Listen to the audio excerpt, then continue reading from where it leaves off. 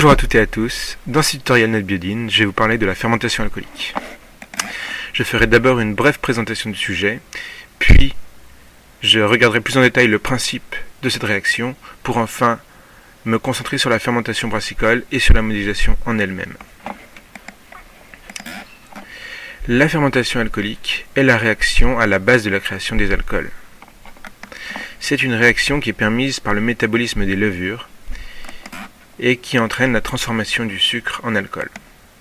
C'est aussi la réaction qui permet la production des arômes de la boisson. En effet, des esters sont produits lors de cette réaction. Le but de ce tutoriel est de réaliser une modélisation à l'aide de NetBiodine qui permet de bien comprendre le principe de fonctionnement de NetBiodine et, par la même occasion, celui de la fermentation alcoolique. Le métabolisme des levures est basé sur deux réactions. Un métabolisme aérobie, où le glucose, C6H12O6, est transformé en CO2 et H2O en présence d'oxygène. C'est la réaction qui est principalement utilisée pour produire de l'énergie nécessaire à la mitose des levures. Et un métabolisme anaérobie, où le glucose est transformé en éthanol et CO2 en l'absence d'oxygène. Cette réaction est principalement utilisée par les brasseurs pour produire l'éthanol nécessaire pour la production de la bière.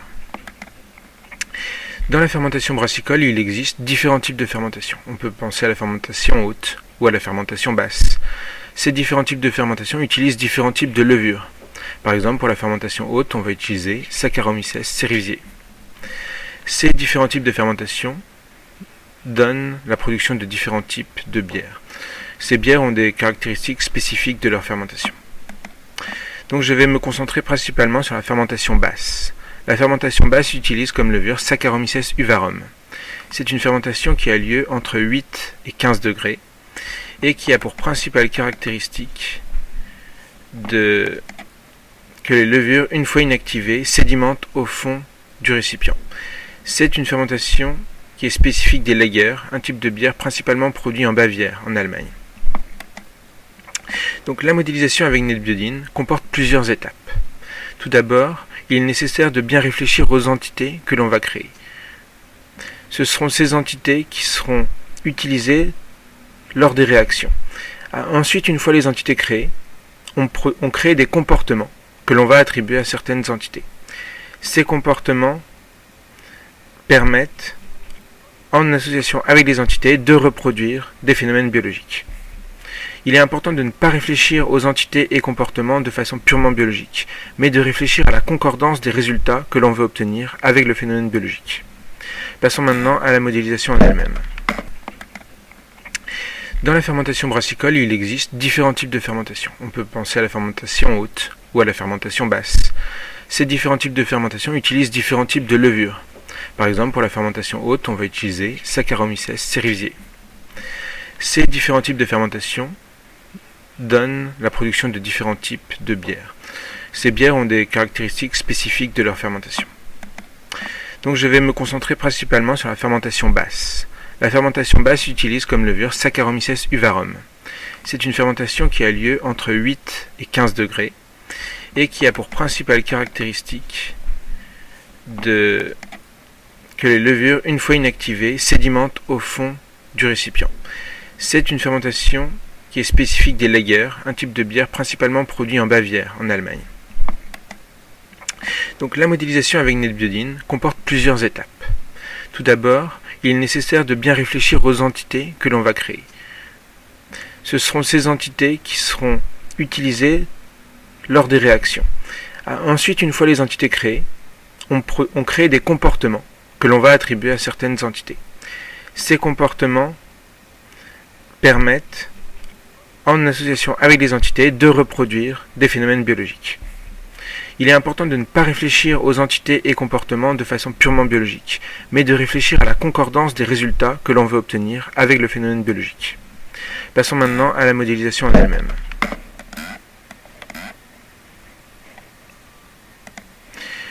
Donc voici le logiciel NetBiodine.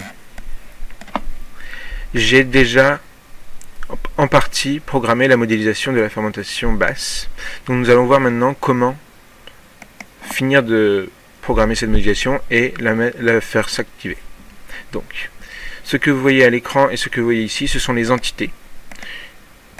Par exemple, prenons cette entité-ci qui est Saccharomyces uvarum, la levure utilisée lors de la fermentation basse.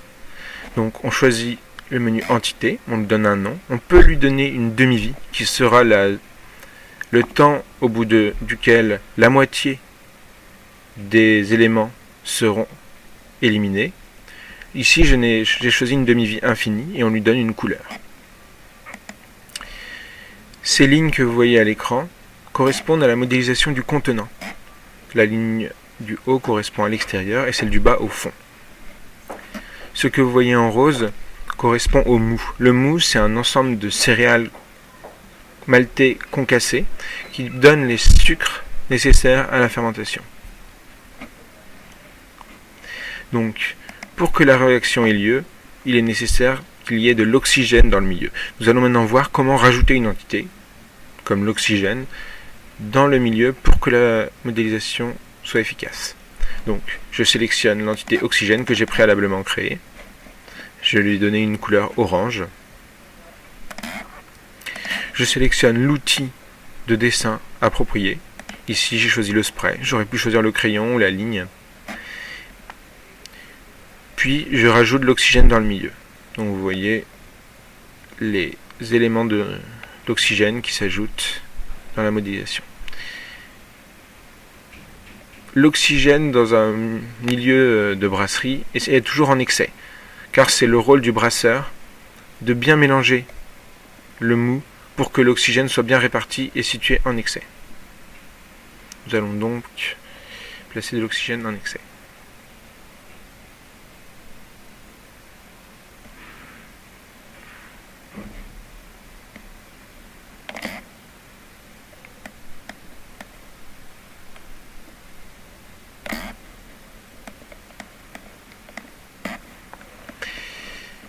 Je vais maintenant vous montrer une fonctionnalité intéressante de NetBeulin. Vous pouvez zoomer en utilisant cette barre, vous déplacer ici, et c'est très pratique pour réaliser des actions qui peuvent être plus précises, comme effacer à l'aide de la gomme.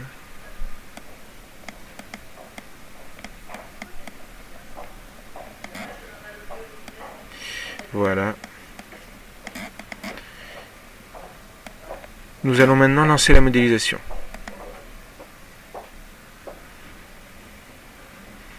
Nous voyons que du CO2 et de l'éthanol sont créés dans le milieu. Nous allons voir maintenant le fonctionnement des comportements. Je vais choisir le métabolisme aérobie de la levure. En l'occurrence, l'entité Saccharomyces uvarum et l'entité mou en présence de l'entité O2 donne deux entités Saccharomyces uvarum et une entité H2O. Voyons le métabolisme anaérobie de la levure maintenant. Saccharomyces uvarum en présence de mou donne Saccharomyces uvarum, l'entité éthanol et une entité CO2. Dans cette réaction, j'ai choisi de ne pas considérer le CO2 comme négligeable, contrairement à la réaction précédente, car cette réaction a une probabilité beaucoup plus importante de se produire dans le milieu. Les levures utilisées en brassiculture étant principalement anaérobies. Je relance la simulation. Nous allons maintenant voir le résultat en termes de courbe.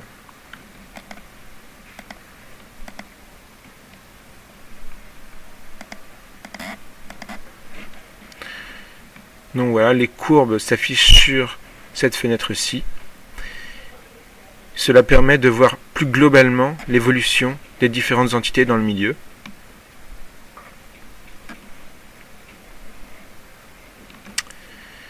Un autre des intérêts de cette fermentation basse est la sédimentation.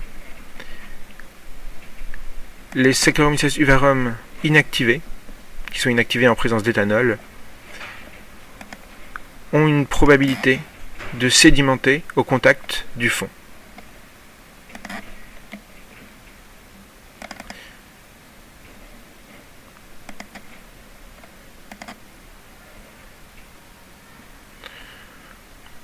Les courbes nous montrent que la quantité de mou diminue au cours de la fermentation, ce qui est logique, et que les quantités d'éthanol sont en augmentation.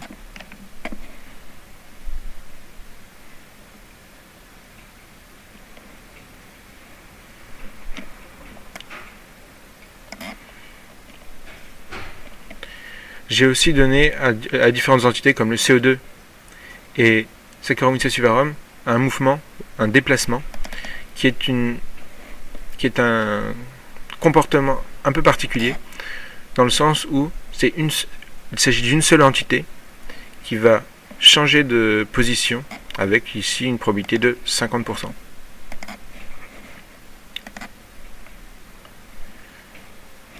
J'espère que vous avez un peu mieux compris le fonctionnement de NetBiodine et que vous avez appris quelques informations sur la fermentation alcoolique. Merci d'avoir suivi ce tutoriel.